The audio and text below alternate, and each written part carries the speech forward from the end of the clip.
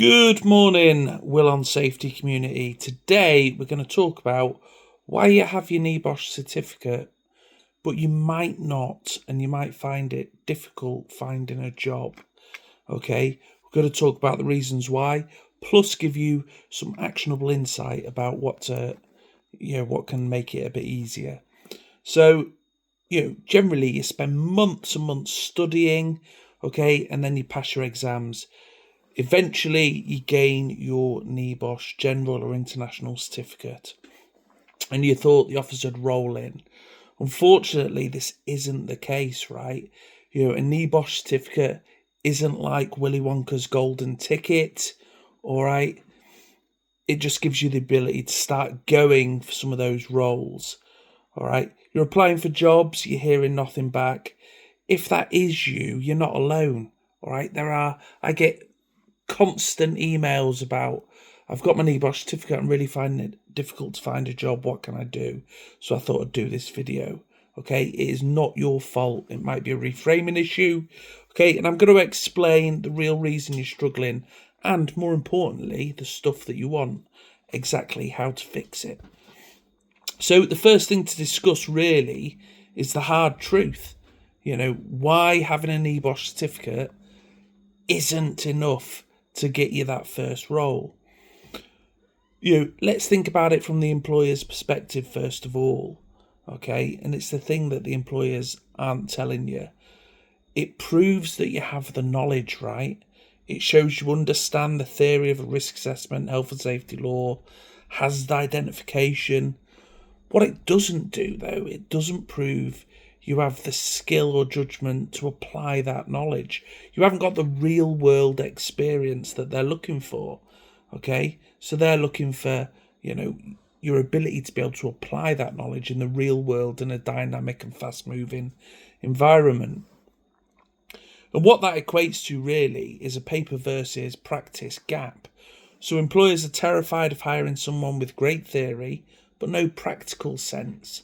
Okay, they need someone who can walk into a construction site or a factory floor, see the risks, not just recite them from a textbook, but actually have an understanding of how those risks impact people. And that's really the gap you need to bridge. Now, what can we do about that, right? How can we show that we've got experience? Okay. What we need to do is leverage our existing non-related work history. You've come from somewhere, right? You might have been a shop floor employee, you might have been a supervisor, you could have been a manager in a different role. So we need to think about reframing past roles. Everybody, okay, has more experience than they think about. You just need to translate it into safety language, because this is how you're going to show the employer you have that real world experience. Let's use a couple of examples. So let's use the example of a warehouse worker. Okay, did you ever notice a spill and clean it up before somebody slipped? All right, that's hazard identification and rectification. You've identified an unsafe condition. Okay, you haven't just left it, you've actually put good controls in place, and you've stopped somebody else falling foul of that hazard. Okay, did you ever notice poor lighting, report it up the line to management and then pester them to get it rectified? Okay, that's you managing workplace risks. All right, put it on your CV as proactively identified and mitigated workplace hazards, contributing to a safer operational environment. Okay, that shows real world experience. Let's use another example. Maybe you're a team leader or manager. All right, did you ever have to discipline anybody for not following safety protocols, for not wearing the right PPE? All right, what you're doing there is you're enforcing safety procedures and behavioural safety management. All right, did you ever have to do toolbox talks or run a team meeting? Maybe you had a couple of safety slides you needed to inform everybody about. Okay, That's safety communication and toolbox talks. And you can put that into your CV as something like responsible for ensuring team compliance with safety procedures and delivering key safety briefings. All right, let's use a third example. Maybe you're an administrator or an office worker. All right, did you maintain files, update logs, organise training for employees, maintain those training files? Okay, that's document control and maintaining safety records. All right, it's coordinating safety training and competency management.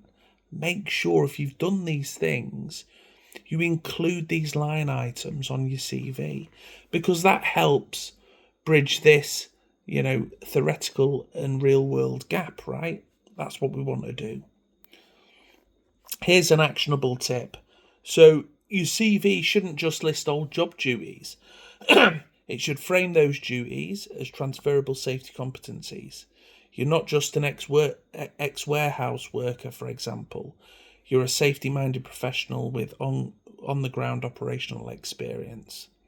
Okay, words matter, and how you frame your CV matters. If you've done some of these things, okay, make sure you're including it. Okay, everybody talks about how can I gain experience because I can't find my first role and people are asking for experience. I had this, right? I left the military after 15 years. The way I did it was I reached out to local consultancies, okay, and they just took me out. I took time out of my schedule on a weekend because I was still working. All right, went to construction sites, house builders, all these kind of things. Actually on the ground with a EHS professional, just learning the trade. Okay, this is really good because you're building industry experience by doing that. Okay, you're also making contacts in the industry. So if when your first job does come by, people are going to ask for references, use those people that gave you that work experience. So these are just some practical steps. You can volunteer, as I did, okay? It's the single most effective way to sort of start gaining that experience. You can use people like local charities, community groups, or consultancies, okay? Get yourself on Google, have a look at environmental health and safety consultants near me. Reach out to them. The safety community likes to help people, right? It likes to help people, good people, get into the industry. Okay, so make sure we're reaching out to those folks, and if you can, set some time aside. No, nobody wants to work on a weekend, but it's going to pay you dividends in the long run. Okay, make sure you join a professional body, something like IOSH. Okay, others are available. Start working towards your IPD, which is initial professional development. That shows employers that you're taking this seriously as a career. Okay, it's not just a certificate to get you a job. Let's make sure that we're networking. All right, but do it in the right way. Join, health and safety groups. Get involved. Put your opinions across. Ask questions. Okay. That's going to get you insights, people that might have open roles. And if you're engaging, you've got some good ideas, all right, they might keep you in the back of their mind. Okay. Create a portfolio, document everything. If you rectify things at work, as we were saying in some of those examples, just write it down. Make a note of what you do that can be transferable into the role of a EHS professional. Okay, that's gonna, when you start building out your CV, it's going to allow you to refer back to that, and you've got some real world experience you can put into your CV.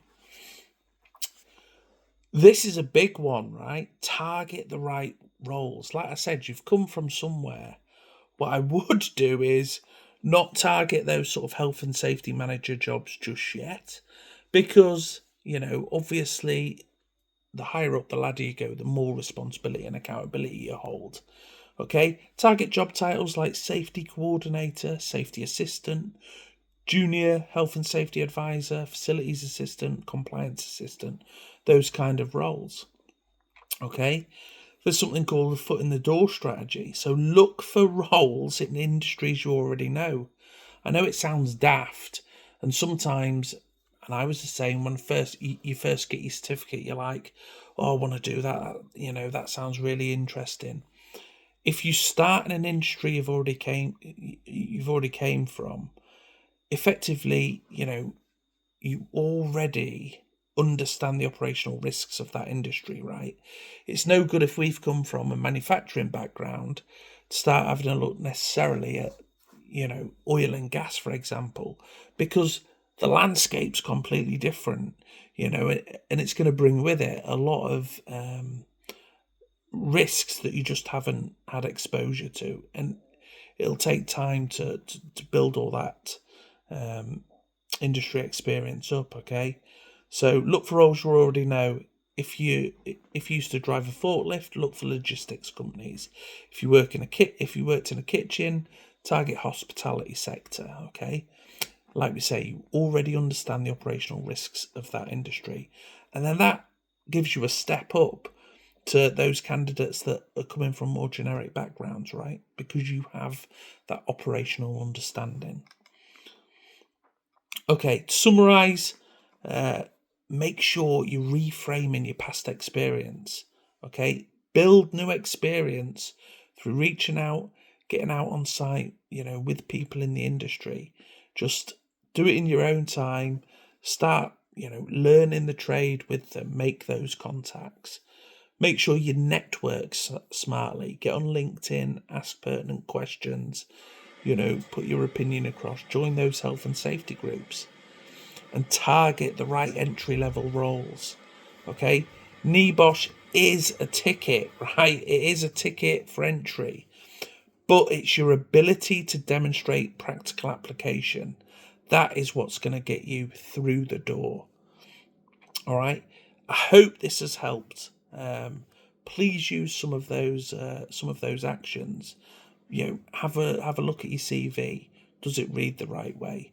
Okay. If this has helped you, please like and subscribe for more no nonsense health and safety, careers advice, and just general safety tips. Also, add a comment below. I want to understand what your biggest hurdle is you're facing right now in your job search.